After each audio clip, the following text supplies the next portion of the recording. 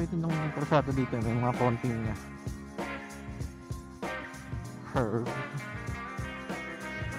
So, pwede ko rin spirited riding dito, kaso hindi pantay ang kalsada. Dito, pagkapak sa mga kurbado dito.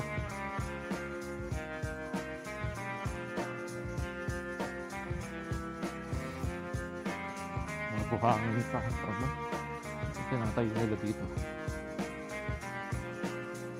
Pwedeng bigla yan pag nawala ng traction ng unahang gulong mo, wala na. Tapos na.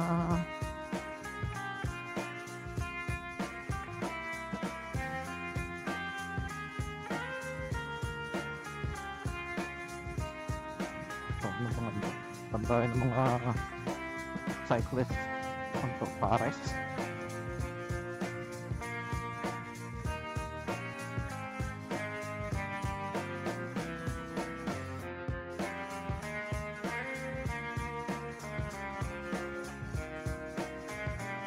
Marami pang greenery dito. Nagbabike dito Kaso bago ako makaahon dito, pag galing ka doon sa may Carmona, susubukin talaga ang resolve mo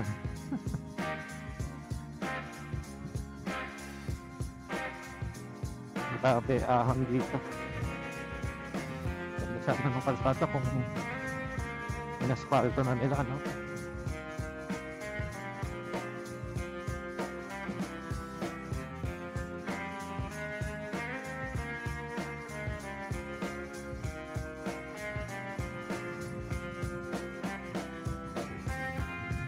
Napakala. Last time, nakaayos ng gitna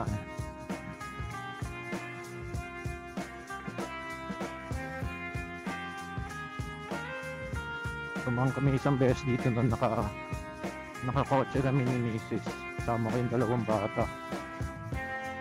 Sabi ni Mrs. Ang lungkot daw ng kalsada na to. Kasi dumaan pa kami, medyo madilim na. Kasi mga ilaw. Ewan ko lang ngayon, baka may ilaw na ngayon. So, nung huling daan namin dito, wala pang kasi ng mga ilaw. Hindi kong kikipot.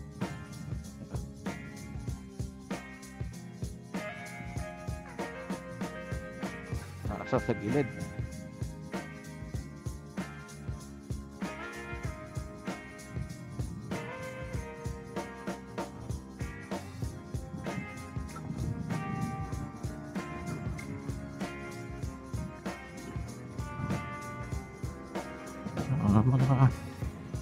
Mga kurbado din dito. Sarap din mag spirited na, kaso hindi pantay ang kalsada, kaya pag step ang suspension mo, puta, itatapong ka. Ngayon pag sobrang lambot naman, delikado din. Chill lang.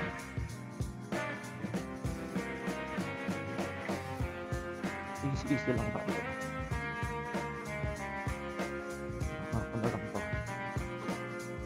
Stretching ng riding legs.